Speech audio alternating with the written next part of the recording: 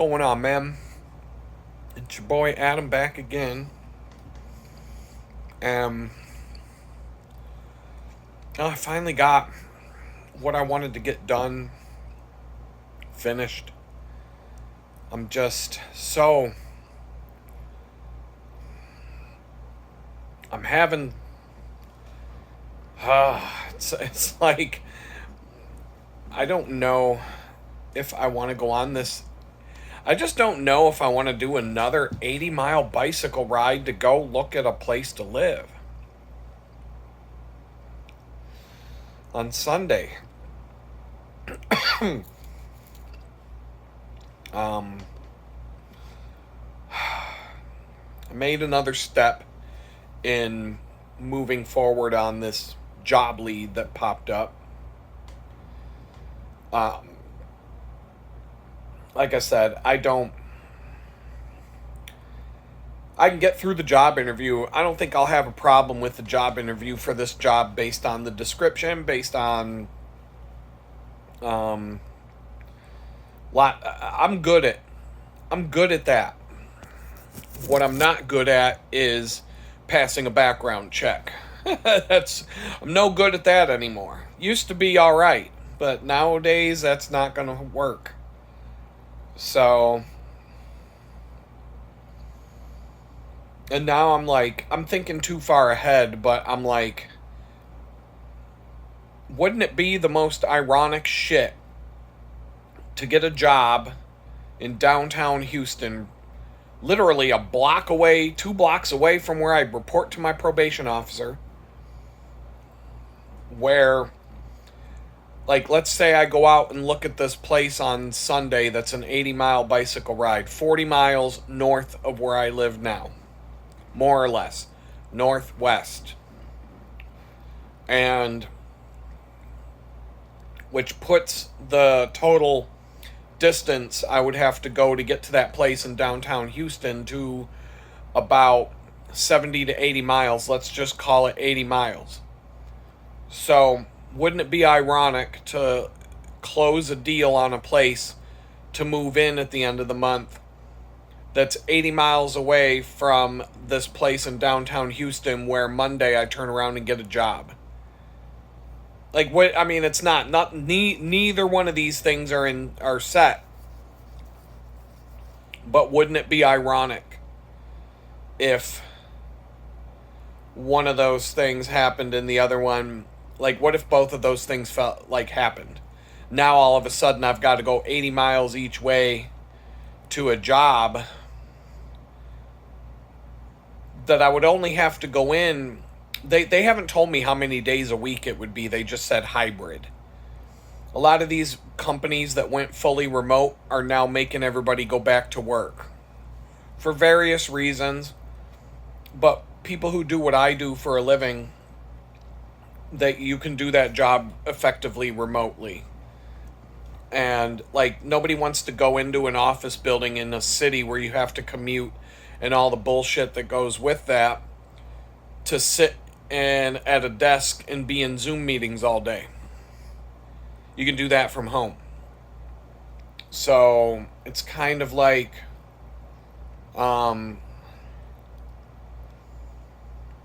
it's like that. And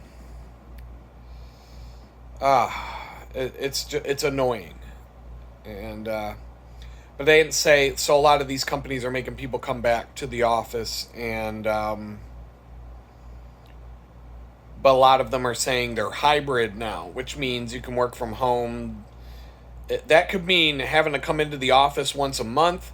That could mean you get to work from home once a month. In the typical week, it might be work in the office 3 days, work from home 2 days, work from home 4 days, work in the office 1 day. It might mean you work from home almost all the time, but sometimes you have to come in for a meeting or something. Everybody's definition of that is different. So I would need to know the details about that. Because even if I had a car and lived where I live right now, that's still a rough drive. It's only 20-something miles, 24 miles from here to there. But driving, that would be a bitch because of rush hour traffic in Houston being shitty. And so that could be an hour's drive. Either way. But it might be, to be honest, a bicycle might actually get there faster on some days. That's a tall order. I mean, at the 25 miles, 24 miles, let's call it 25. You're looking at an hour and a half to 2 hours. Would it take that long to drive? I don't know. It could take a minute, though. I'd probably be like a 45-minute drive on most days. That would be my guess.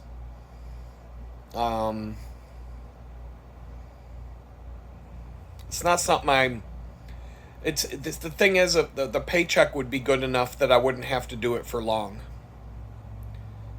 As soon as I got a paycheck, I could go get a car at a dealership with a car payment of some, like we'll finance anyone with bad credit dealer. I could get some sort of car. And if I get the right car, it might be all right. I won't have enough. I would have to work for about a month to get a vehicle on the used market that's not a jalopy. Because I don't want to buy a vehicle. I'm not in a position to buy a vehicle right now that needs to go to the fucking shop and have a bunch of shit done to it. Less than 5,000, you're not finding anything good. People in the comments are going to shit all over what I just said, but that's the truth. You're not going to find something reliable for under $5,000. You'd be lucky to find something reliable for $5,000, and that's going to be smart play in terms of getting a reliable make and model with, something that has longevity. Because you're not going to get anything with low mileage for $5,000. And then $10,000 and up, you could get something on the economy side with fairly low miles and decent gas mileage. I don't know. I've done my homework a little bit. That's where I'm at. On the used market, buying from a private seller, you're going to have to shell out $5,000. On the from a dealership,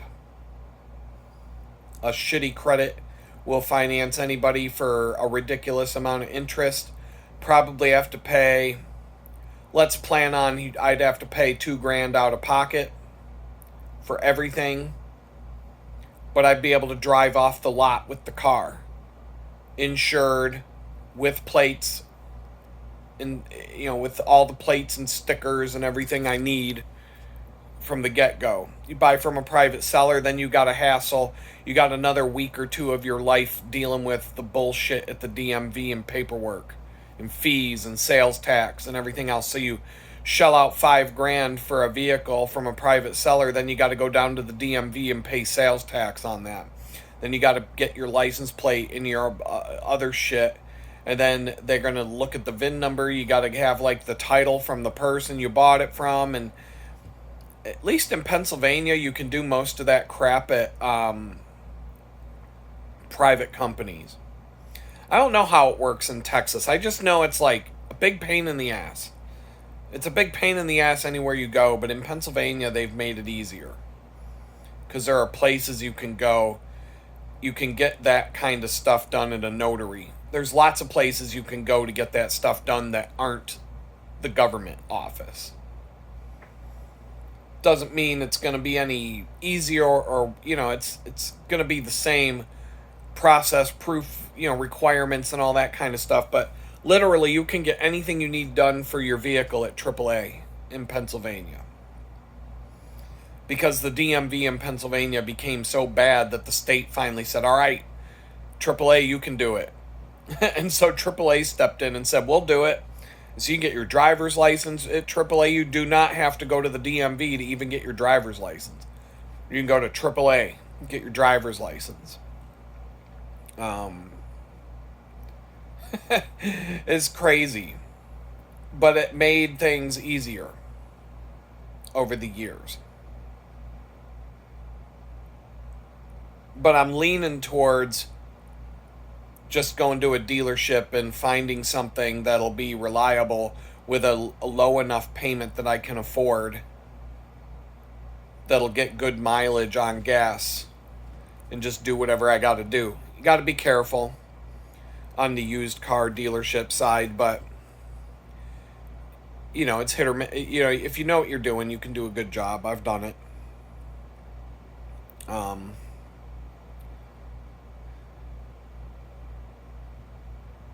in order for a bank to finance you, it has to be newer.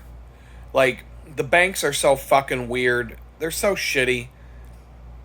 If you find a car that you can afford and you want to take out a loan for a car that you can afford, no bank will approve you for the loan. But if you can find a car that's out of your league with a high ass payment or with a high ass loan value, they'll finance you all day. They'll finance you for a $20,000 car, no problem, but they won't give you a loan for $5,000 for a car that you can afford.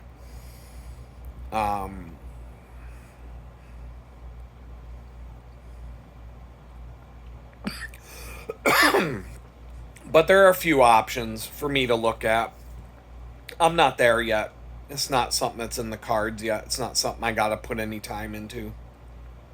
But if I got a job if I got a job making that much money I'm eating some macadamia nuts. I treated myself at the grocery store today, 1 bag of those. They're delicious. I love these things. It's healthier than damn. Hold on.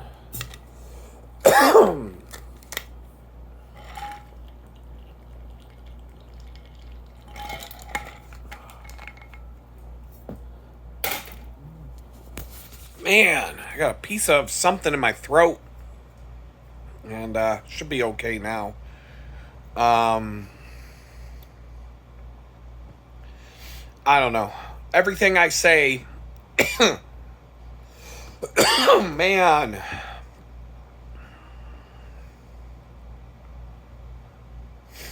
Everything that comes out of my mouth, somebody's got to make a fucking comment about or argue with me. Everybody's telling me, oh, you're going to hate. Fuck! Hold on. I don't know what's going on, man. I got this cough.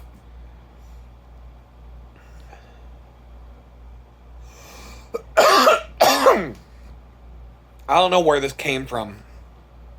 I was fine, and then I wasn't. I was like, for a minute, when I hit the stop button, I thought I was going to throw up. It got so bad. And it's like, there's just like something in my throat somewhere that my body don't like. Probably a little piece of peanut somewhere in there. Just stuck somewhere. I don't know. It's, oh, it's always something. But like I said, people would just want to argue with me all fucking day in the comments about everything I say. It's like, great. I'm going to do whatever the fuck I want regardless. So, keep spewing your fountain of wisdom. If you say something that's wise, I'll listen to it. But, people keep arguing with me. I think some people just do it for fun because they like to push the buttons and see what I'll do. But they keep saying, oh, you're going to hate Houston in the summer. Wait until it gets hot down there. You're going to hate living there when it gets hot. It was 95 degrees today when I walked over to the grocery store with a backpack wearing a pair of jeans because I didn't want to wear shorts. I just want to look like a normal person. I usually wear jeans when I go out in public to public things, I guess. I wear shorts when I'm working out or when I want to be cool, like temperature-wise cool. But when I want to look cool, I wear jeans. So I wore a pair of jeans carrying a backpack over to Target and back, bringing a, what the hell is that?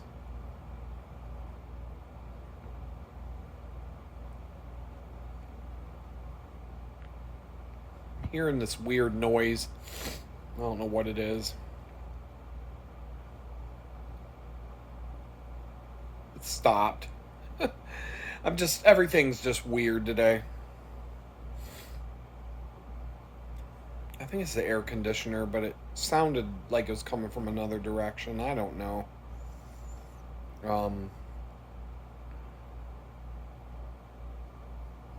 Strange. Anyway, it was 95 degrees today, and I walked over to the grocery store carrying a backpack. Yeah, it's the air conditioner making that noise. It's this fucking thing. This tiny house has gotten under my skin so bad that the tiniest little things are driving me up a wall. Well, I walked over to the grocery store today and got 30 pounds worth of groceries and carried them back. Oh my God.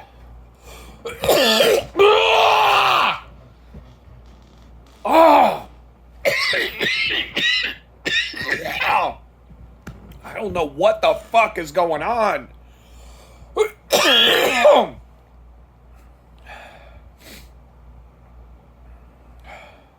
That's why I had to hit the stop button a minute ago. This came out of nowhere. I ate a few peanuts. I'm drinking water to try and make it go away. Oh my God, what is this? Peanut went down the wrong hole, I guess. I don't know, man. This is crazy.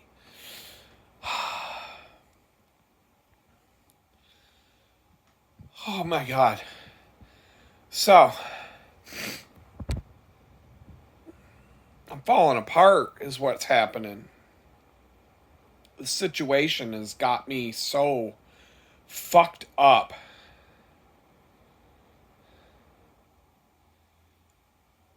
If I told you what I want to, I can't even say that. All I'm saying is I hope karma comes to meet this fucking landlord and slumlord. My bad. I get the terms mixed up. I hope karma comes to fuck this motherfucker. It kind of, well, in some ways it has, but I gotta get away from this situation. It's just so bad. But people keep saying, oh, you're gonna hate Houston in the summer. It's hot.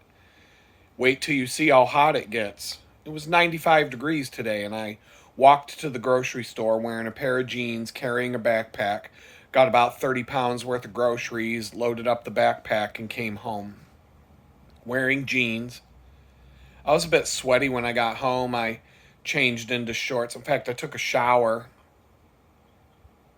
and washed up and put put all clean clothes on and dry clothes, because you get sweaty when it's 95 degrees out. You're going to sweat like crazy. I love it. I like this weather. I like the hot weather. I don't get mad about the heat. The humidity was a bit low. It was 95. I think it was like 50% humidity versus like 80-90% humidity. So we're not in the middle of it yet. But bring it. I don't give a fuck. Like, seriously, you'll never see me not do something outside because it's too hot. It could be 120 degrees outside and I'll still go out. I might be like, holy shit, it's hot at that point. I think 109 is the hottest temperature Houston ever recorded. I've been in hotter places. I was in Kentucky for 10 days camping. It was 110 every single day. Granted, that was a record when I was there. But it was 110 degrees every single day that I was camping in that Kentucky heat. They say that 109 is the hottest it got here. I think that's the record. Like, bring it. Like, I don't get it. I don't get. Like, somebody was saying this in the comments on the video I posted yesterday, I think. I think it was yesterday or the day before. And somebody commented back to the guy, dude, it's already 90 degrees here. It's May. It's not like everybody's like, I moved here in the beginning of September. And so all these people are chiming in, oh, you didn't actually see what Houston is like in the summer because you moved here in September. It was 97 fucking degrees every day for the first 3 weeks I was here. 97 every day. How do I know? Because we have these things called thermometers. And we also have these apps on our phone. And we have other ways to know what the temperature is outside. And so, yeah, it was 97 degrees every day for the first 3 weeks I was in Houston. 97. When the record is 109. Did I go and sit outside in the sun? No, but I mean, I mowed the lawn when it was 97 degrees. I went out and about when it was 97 degrees. I went for walks with my friend when it was 97 degrees. Granted, I'd come back from going on a 5 mile walk with my friend and go straight to the shower. I mean, when it's 97 degrees outside and you go out and work out or do something out there, you're going to be all sweaty. When you get back, you're going to have some sweaty balls. When you get back to the house, you're going to need to, it might be a 3 shower day to keep yourself clean, but if you're in the air conditioned house all day and you're not going outside, you're not taking 3 showers. But if you if you're unfortunate enough to have a broken air conditioner or you're doing things outside all day, like there are people who have jobs doing roofing here in Houston. You think they're going to not build a roof on a 97-degree day in the summer? That might be a bitch of a job. That might be a little bit tough to deal with, being on a hot roof when it's 97 degrees outside, when it's probably 130 on top of that roof with the black shingles and, direct exposure to the sun and all that. That might be a bitch to do. It's not that hard to ride a bicycle when it's that hot out. You've got this thing called the air, and it goes by you when you're riding, so there's always a breeze or wind. There's always a cooling effect even when it's humid. The airflow, I mean, when it's really humid and the evaporation doesn't really work, you just start dripping down, sweat just starts dripping down your face, gets in your eyes. If you're wearing sunglasses, sometimes my sunglasses get so covered in sweat that it's hard to see. You have to take them off, wipe them off, whatnot. You've seen me sit down at the park a few times where I'm just like, pew, coming down. All of my fastest cycling times are in hot days. The hotter it is outside, the faster I go.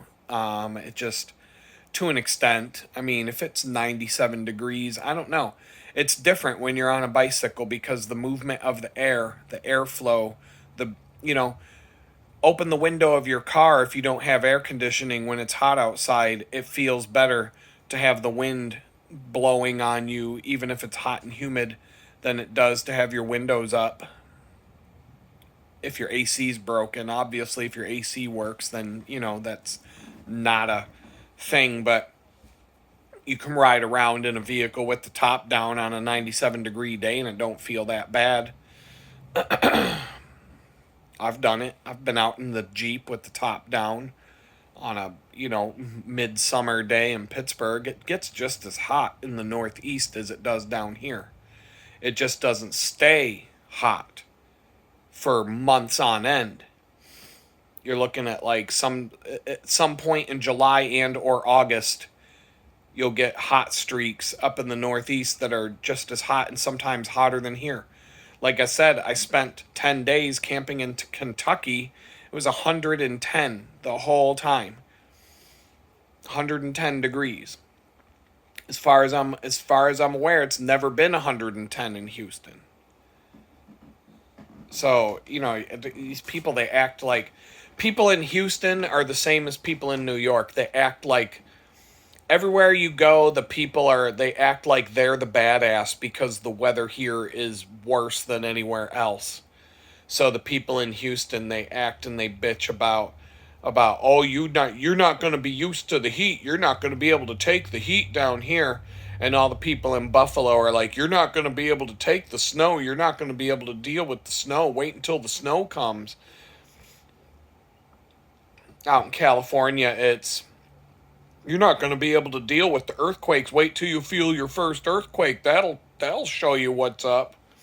If you're in Florida, you're not going to be able to deal with the hurricanes. Wait until you experience your first hurricane. It's just, people just want to like talk shit using whatever hardships come with living where they live to tell the out-of-towners that, oh, you're not going to be able to deal with it when this happens, or you're not going to be able, wait till you see your first hurricane, wait till you see your first earthquake, wait till you see how hot it gets down here, wait till you see how cold it gets up here. Talk your shit all you want. I would rather live someplace where it's 97 degrees all summer and then it's the coldest it ever gets in the winter is 20. And everybody was telling me that last winter here in Houston was abnormally cold. And it was a little bit irritating, but when it was 75 here in January on certain days, I would look at the weather and talk to people up in Jamestown and hear them saying, oh yeah, it's negative 20. And I'd be like, I don't think it's, even if it gets down to, even if I have to ride my bike in 20-degree cold today, it's not negative 20. That's a 40-degree difference. So if the coldest it's going to be is 20, all right, I guess I'll do it. I guess it's not so bad. I mean, didn't enjoy that at all. So glad that's over with for now. Hopefully by the time winter comes back, I'll have a vehicle.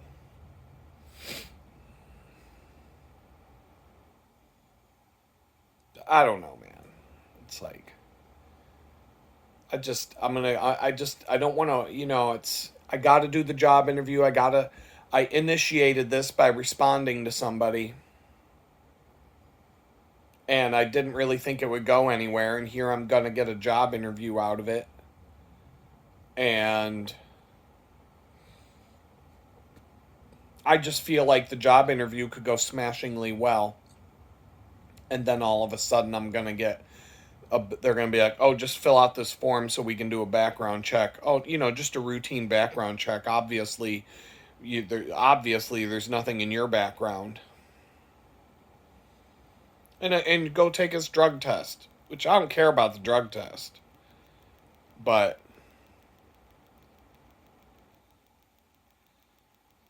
I just can't picture a company this big would let me just walk in the door, even as an independent contractor, without jumping through some hoops like that. I don't know. They probably, I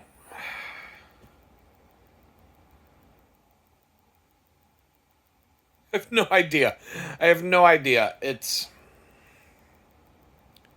a strange, strange thing.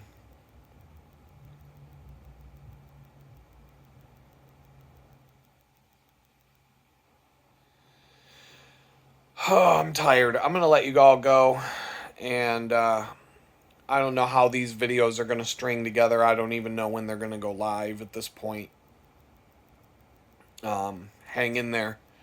If you see a bunch of videos get strung together, or if you see that all of a sudden videos are showing up on my YouTube channel like 4 times a day, it's because some things are happening and I'm just going to spit them out so I can get caught up to like being more in real time.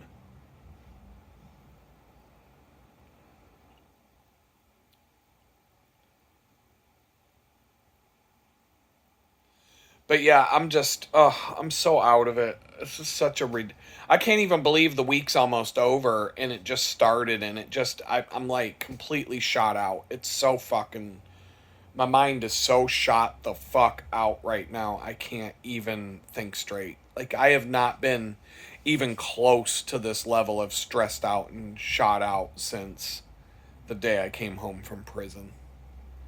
I hope something works out soon. Later. Peace. What's going on, everybody? It's your boy Adam. It's early. Whoops. It's it's Friday, May 16th. I think some of you are going to be pissed off again today in the comments. I'm not even sure if the videos from May 1st are showing up yet in the feed. um, like I said, as I if I get some shit figured out with this place, I will update accordingly. Um,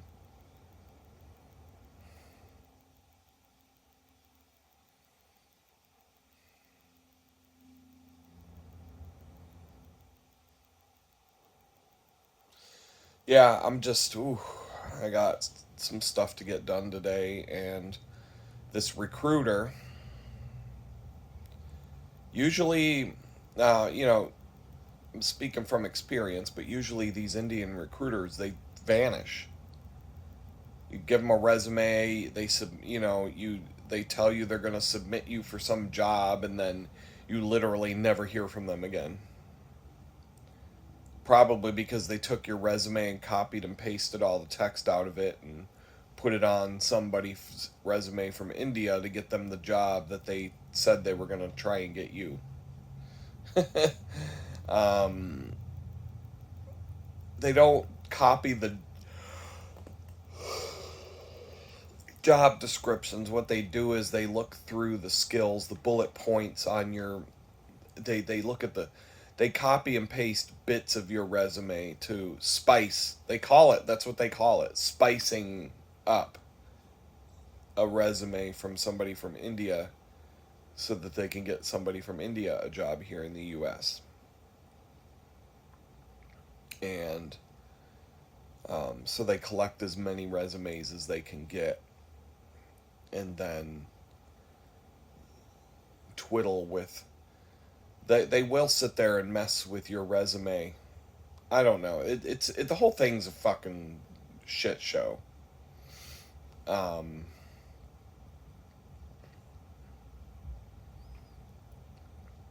but I got an email this morning as I woke up asking if we could have another phone call. So I don't know what this is going to be, but if I had to predict. So she wanted a list of references yesterday. She wanted 2, I gave her 6. She wanted my availability. I told her my availability's today and Tuesday, but I'm not available Monday. I'll be at the bakery. If that so, that's fine. Like, I'm allowed to not be available on certain days. um, that shouldn't be a reason to disqualify a candidate. But I believe, if she calls me this morning, it's going to be to beat me up about my professional references. Because they're always going to say, they're always going to want the references from your most current job. Your last job. Now, one of the references I gave them is a client who told me I can use him as a reference for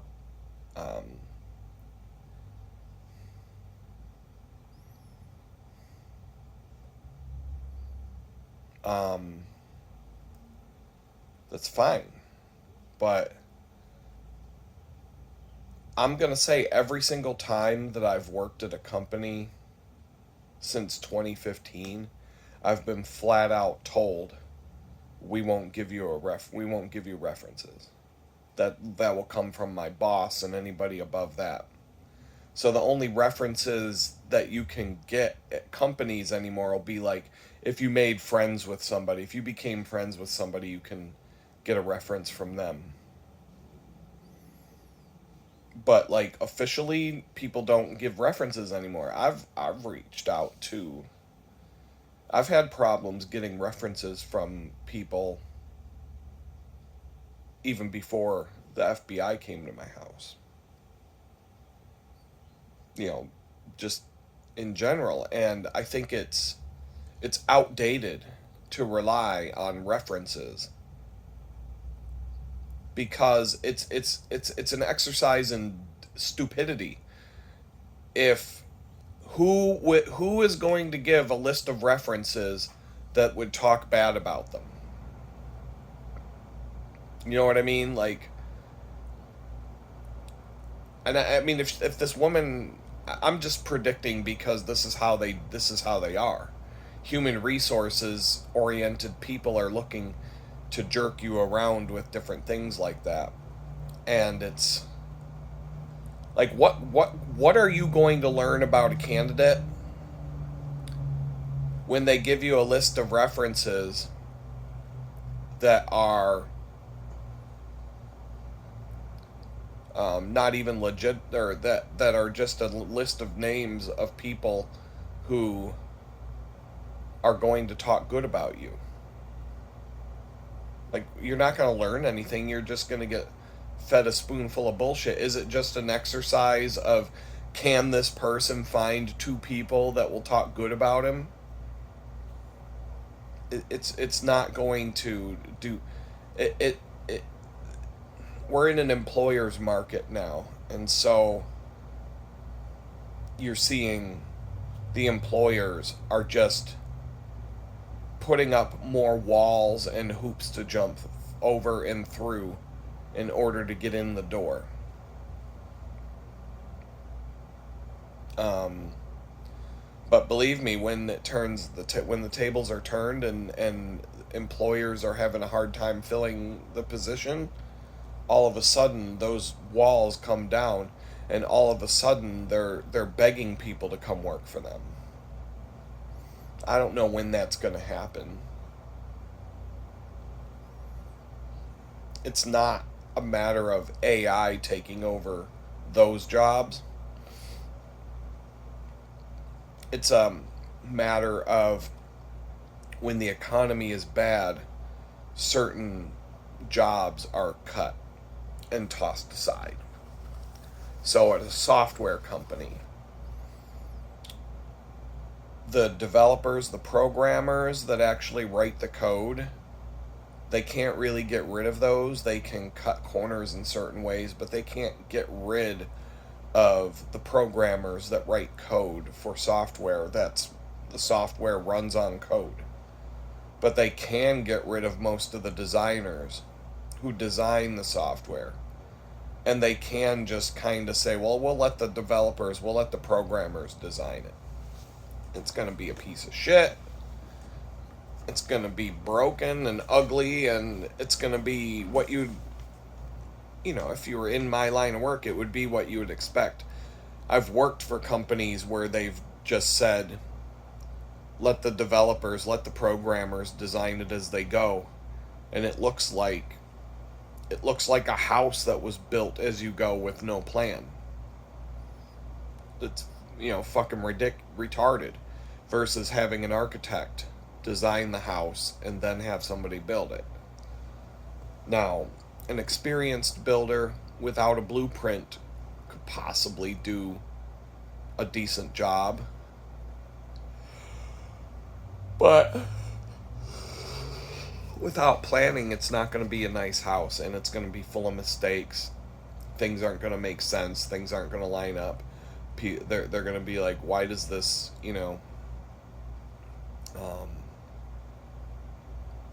it's going to be like memes. Like the memes where you see a driveway in the suburbs that's this steep, where there would be absolutely no possibility of getting a car into a garage, and you look at it and you're like, who came up with that?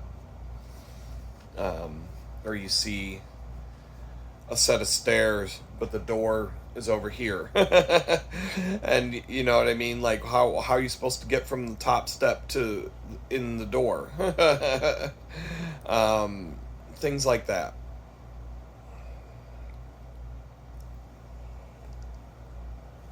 I used to make a joke about if you let a builder build a house without any planning, you'll end up with a toilet right next to your kitchen sink. And then I'm looking over here and I'm like, that's exactly what I got going on here.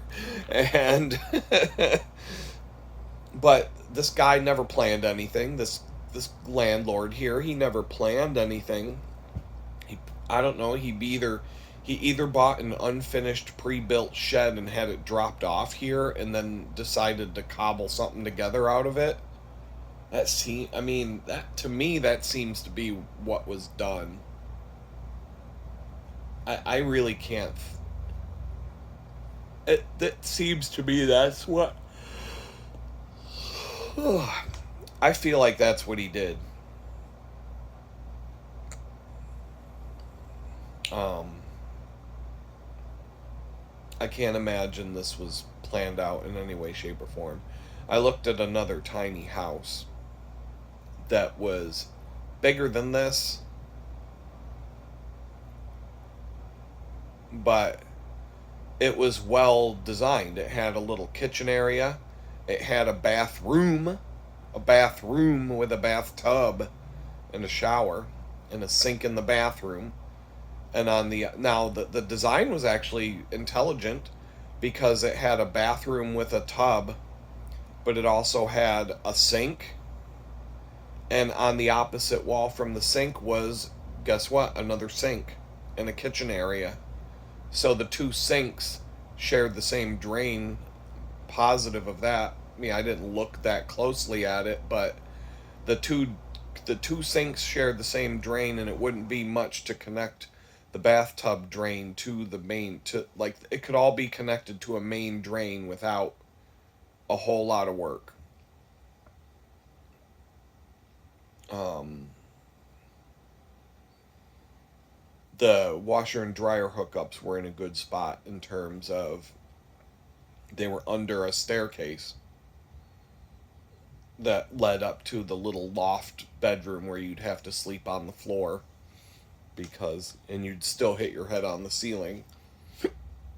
I would have probably used it as a storage area or something, and then there was another storage area like the one here above the front door, but there were two little lofts like that in the place.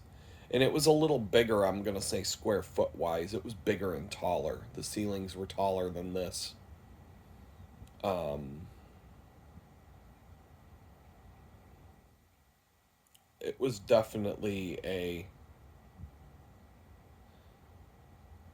it was way better tiny house than this.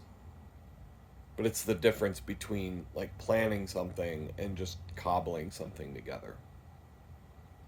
It was less money than this one by, well, it was the same price as this one, but this guy wants me to pay more in rent now. So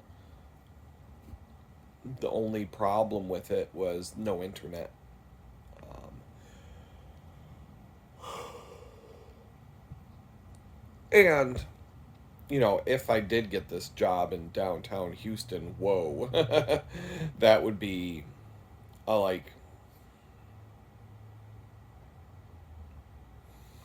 my initial guess would be like a 90-mile drive in, or 80 miles each way.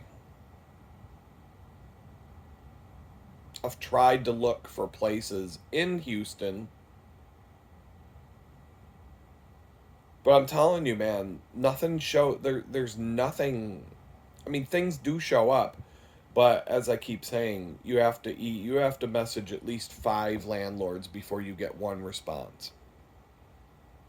That's been very consistent ever since the day I moved here in September.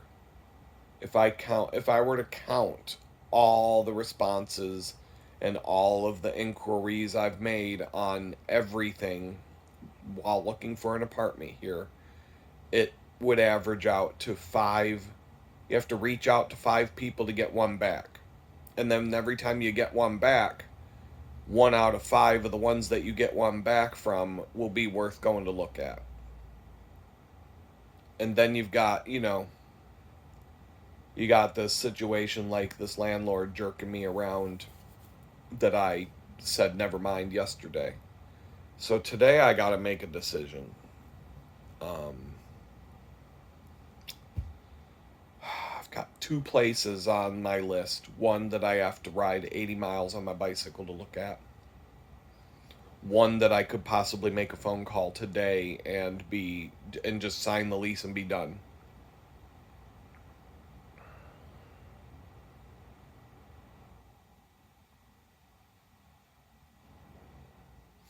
I don't know.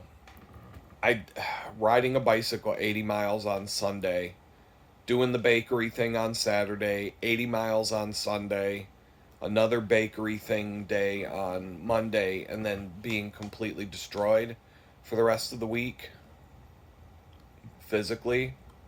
It's not very appealing right now.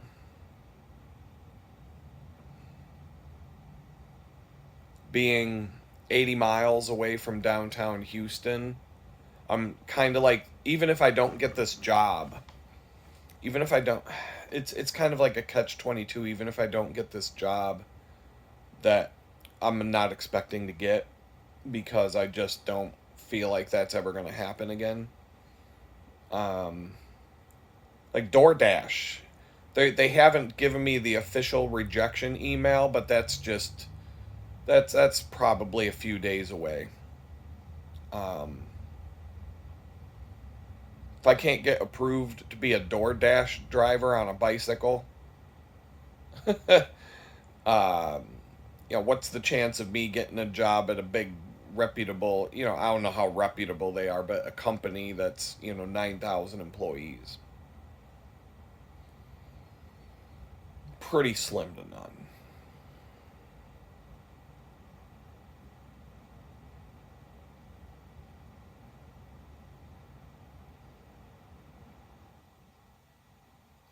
If this recruiter jerks me around too much, like if this, it's like they get paid based on getting you a job, so to an extent, if she starts hassling me about my references, I'm just going to have to, professionally, I'm going to have to be like, this is what I have. Like, there's nothing I can do about that, so if that's not good enough, then let's part ways. Because that's where I'll be. I'm not getting jerked around by this person. Um, I doubt that would be a reason to get like outright. I mean, the thing that's going to get me outright rejected will be the background, the criminal nature, the criminal thing. So now it's James Comey is on the. Looks like James Comey's under some hot water for threatening to kill Donald Trump in a very vague way. Oh, look at the seashells I found on the beach. 86, 47. And a lot of people are calling up in arms to have him arrested. And Donald Trump even chimed in on the news, outright saying, well, that means he was calling for my assassination, but I'm going to let Pam handle it. Great. We all know what's Pam Bondi. She's too busy on Fox News doing interviews on Fox News she's not doing anything about James Comey. She put that on her desk right next to the Jeffrey Epstein files. That's the last you're going to hear of that. The 3-day news cycle, that was yesterday, today, tomorrow. By the time you guys hear this video, that's done. Nothing will ever happen to that guy. He's too big. What it boils down to in some of these cases is, does this person have enough money to fight back against us? If it's just me, little old me, the feds can show up, kick down your door, bring you to and throw you in a jail. They know you don't have enough money to pay for a lawyer because a lawyer for a Fed case is $100,000 to start, and they know you can't afford that. And they can take away all your assets and money and funds, and they can take everything from you before they ever bring you to your arraignment and leave you with nothing to fight back with. But when you're rich, when you have millions of dollars at your disposal, you can afford to pay somebody to fight for you. And that means you'll get out of jail during your sentencing hearing. So if Comey did get arrested and he did somehow get put in a jail cell, he'd get out on the day of his sentencing hearing. He probably wouldn't even sit in jail until that day. He probably wouldn't even go to jail. He'd go and get booked like Donald Trump did, but he wouldn't actually go into a jail cell or anything. He'd just have to get a mug shot and fingerprints and stuff and then be on his merry way. And he'd probably get to sit at home waiting for his day in court.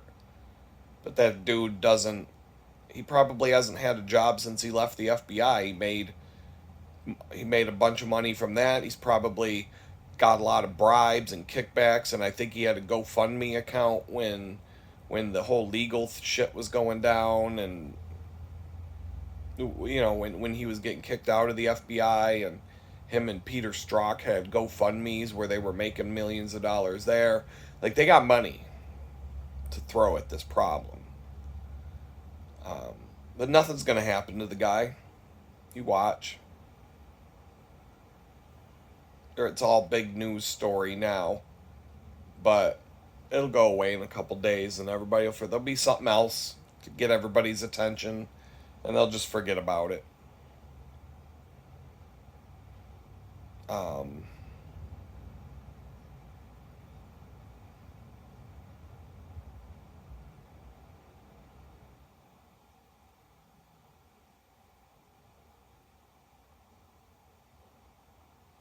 Read some more comments this morning.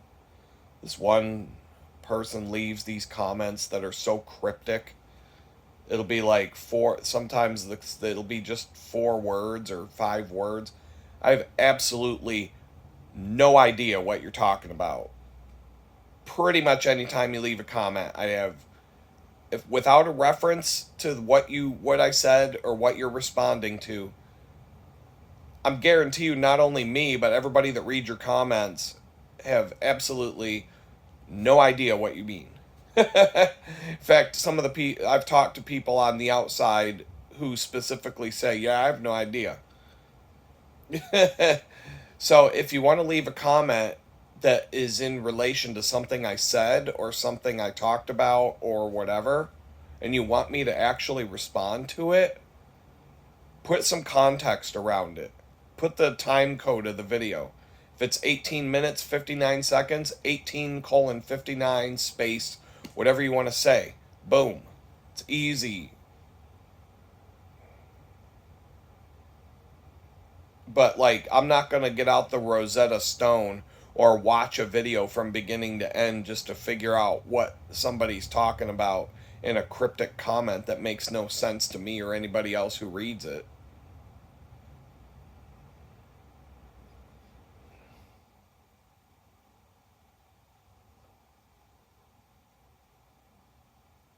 So, I don't know. That's what's going on today. I got this recruiter. This happens all the time. Whenever somebody asks for resumes, when it doesn't happen a lot, I don't get asked for references a lot. But when I do, it's always this game of, well, can you give me better references? These references aren't good enough. And just like the guy who was jerking me around about the apartment when we talked last Sunday, he asked me if I could give him some personal references, and I said sure. wouldn't even be hard. I could give him a few friends. It's like, I'm sick and tired of, I think that's ridiculous. Again, like, why would I give you somebody to talk to who's going to say bad things about me? Like, why even ask? I would never ask somebody for their references because I'm not going to learn anything from that. I could ask this landlord, this fucking landlord where I live right now. I could have asked him for 3 references and called them. And what would I have heard? Oh, he's great. He's a wonderful guy. He's a honest. He's not a scam artist at all. You know, but I learned a lot more by going to the county website and seeing that he has, you know, all these fucking things that he's done. I haven't talked to the guy since that day. Like, I don't even make. I try not to. If I see him, I try not to make eye contact with him when I'm walking by. Because I just need to get out of here so bad. Like, I don't want anything to do with these people here. It has to do mostly with what he's done. This place.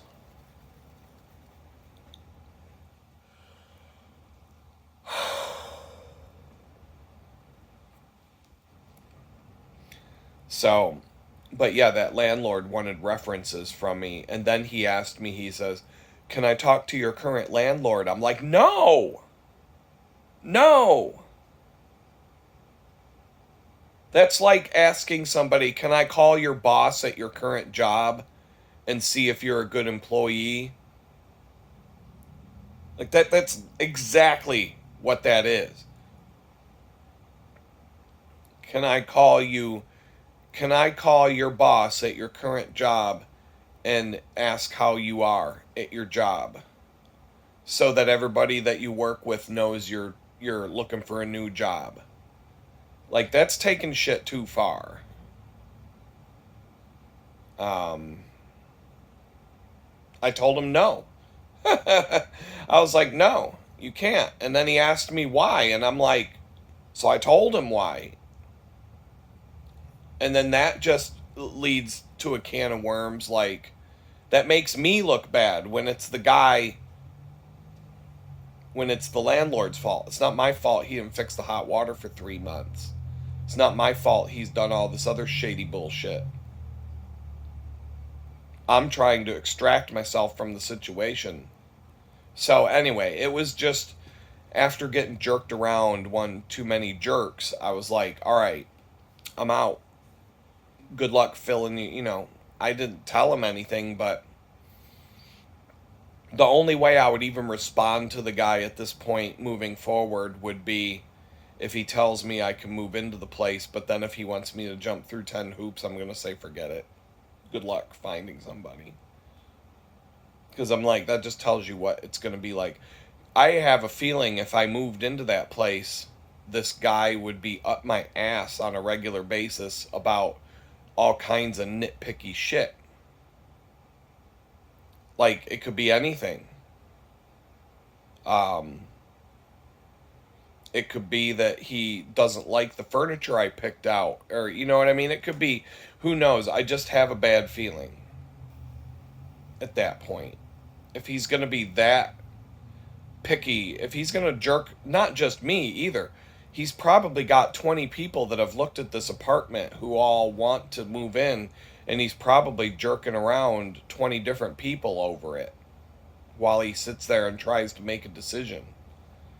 And it's like, I'm not going to be on the cast of Survivor trying to be the last one to get voted off the island. Forget about it. I got better shit to do. So, I've already moved on from it.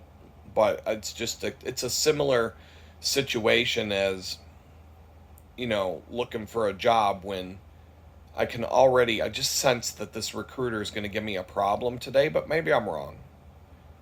But I have a feeling that when I talk to her, it's going to be, I need better, like, I gave her references, but I didn't tell her what company they worked for. I didn't give her a big write up about each one. I just gave her information about each one. Then she's going to be like, well, these are what I have. It's what I have. If it's not good enough, then move on. Find somebody else. um, but it does crack me up that these jobs that they won't these jobs that I supposedly can't get here in Houston have been available and sitting open since I moved here in September. The one down the street, 4 miles down the street, they've been looking for somebody since September. I've been getting phone calls about that job since September. And so you haven't hired somebody by now. It's the same as this guy with the apartment. This guy might leave this apartment listing open for 6 months without filling it with a tenant because he hasn't found the tenant that he likes yet. And that's 6 months you went without collecting rent. So that's where I'm at. I have no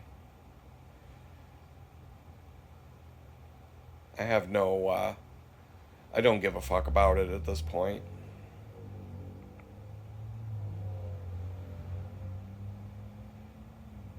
If it comes, it comes. If it doesn't, it doesn't.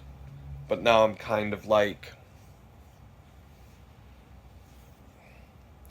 I'm questioning myself. Do I really want to do this bike ride on Sunday to go look at this other place?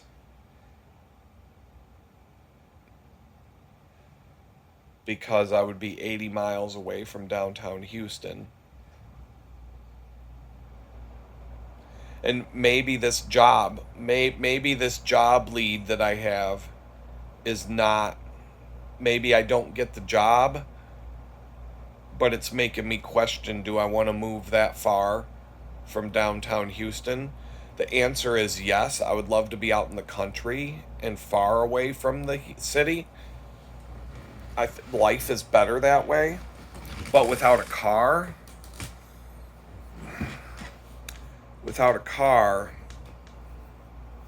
that makes things harder. And being close to the city, now I'm 24 miles I believe between here and there if I had to ride down there on my bike. It's not much different than what I currently do logistically. It would be a little more difficult. At some point, I would probably have to buy a set of nice panniers, waterproof bags for my bike, and carry stuff on the bike instead of on a backpack. Find a secure place to lock it up. I mean, I'm trying to think ahead in spite of the fact that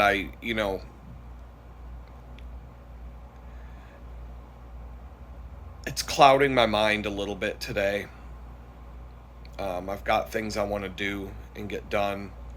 It's just, I'm surrounded by people in terms of who I'm dealing with on a daily basis who understand my situation, and they're very patient. And I'm thankful for that. But I'm stuck. And I just, I need a clear sign as to what direction to go. And I don't know, there's an intuition, there's a strong feeling of cancel this thing on Sunday. Because it's way out, it's not going to, my bicycle ride to the bakery will be the same. The dishwasher doesn't work, is what I was told.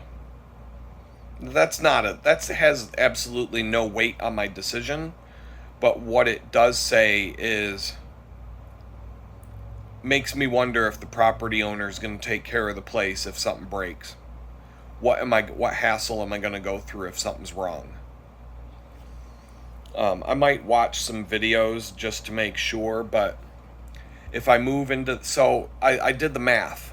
if I move into this place that doesn't have a washer and dryer, those apartment size compact washing machines that you can wash your clothes in the bathtub, those are a couple $100 to get started. If I got the compact dryer,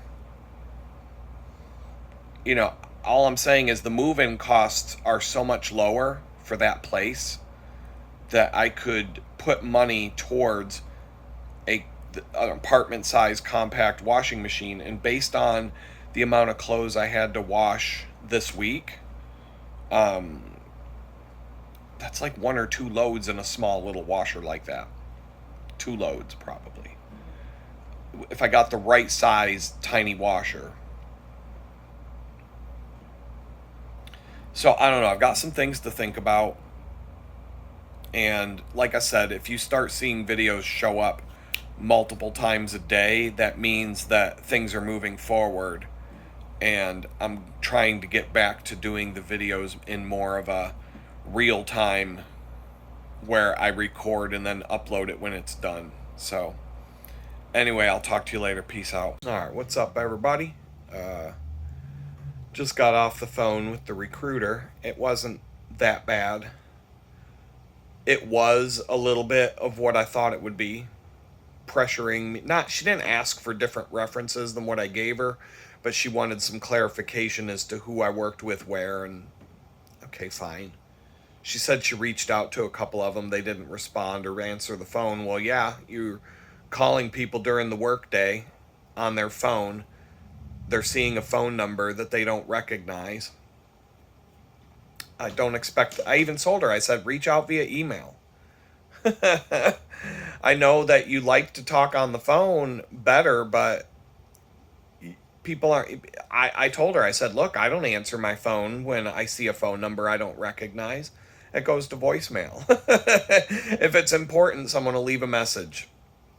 Anyway, that didn't seem to be that big of a deal. She asked me a bunch of questions about. It's like she's looking at a job description and reading every bullet point and getting me to say, yes, I do that. So whatever. It wasn't a bad. It's a little bit like,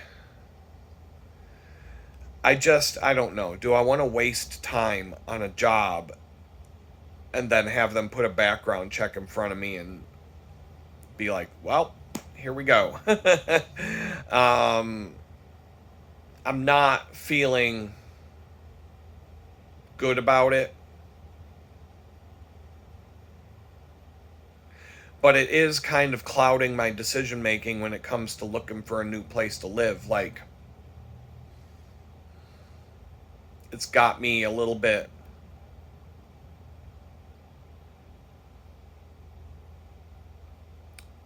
It's hard to think about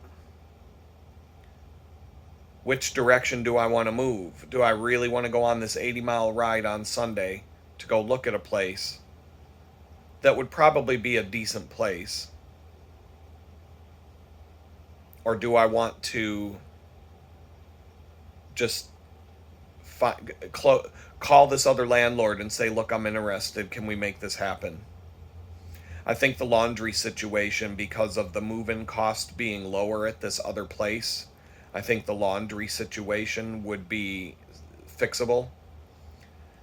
The only real hassle the thing I would really have to watch out for is setting up an electric bill in my name.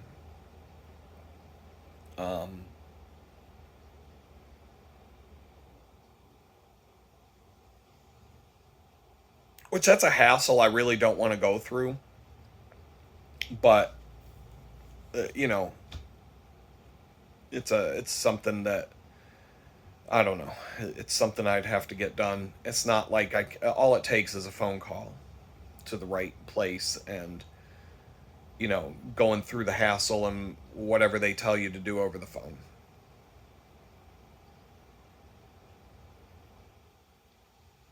So I'm definitely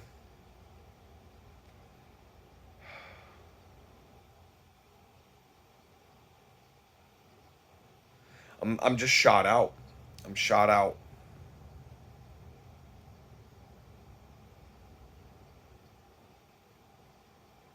I'm just gonna I don't know. I'm gonna drink my coffee and figure out how to get through this day the best I can, and go from there. I was really just I was hoping that I could find a place to live where I could just pay, sign, and move.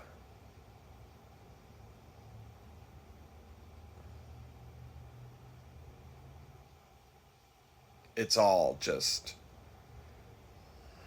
it's all of I it's not like if this turns into an actual job making good money,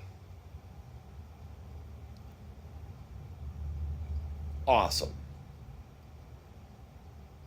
It's just I guess the hassle of this, if it turns into nothing, is adding to the amount of hassle and stress that I'm already dealing with. You know, trying to keep my job at the bakery, find a new place to live, get freelance work done, keep the probation off my back. And now I've got to prepare for a professional job interview. And it's great that I got one. I'm happy about that. It's just, it's too much. It's overwhelming right now.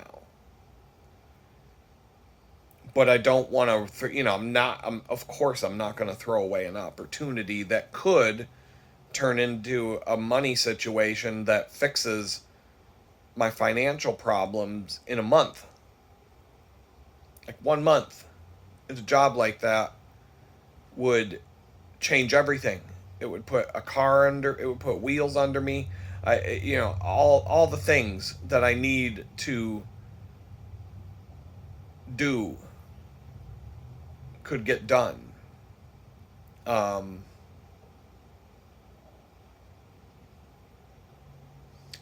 and if I played my cards right, if it's going to be impossible to find a nice place to live, maybe I could play my cards right and use that as a way to find a place to buy.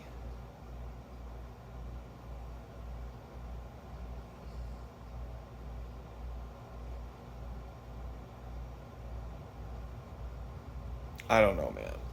I don't know. I feel like if they're asking for references, there's no way they're gonna. I don't want to ask her about. See, that's the thing. You don't want to volunteer that you have a criminal record when you don't need to. So when they tell you, okay, we need to do a background check, that's the point when you tell them. Tell them before they do the background check. But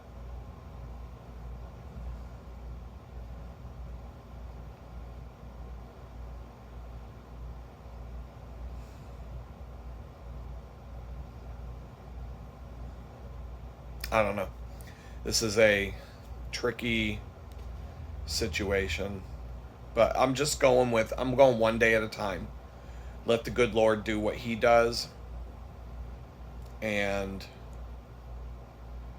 go from there. Oh man, I've never been this stressed out in my life. I mean, I was stressed out in prison, obviously, but like outside of that, I can't think of a time in my life I've ever been as stressed out as I am right now, and it's destroying me in every way. Um,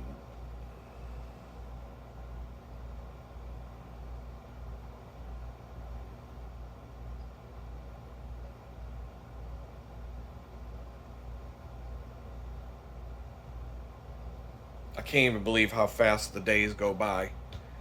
It's almost, it's, the day will slip away.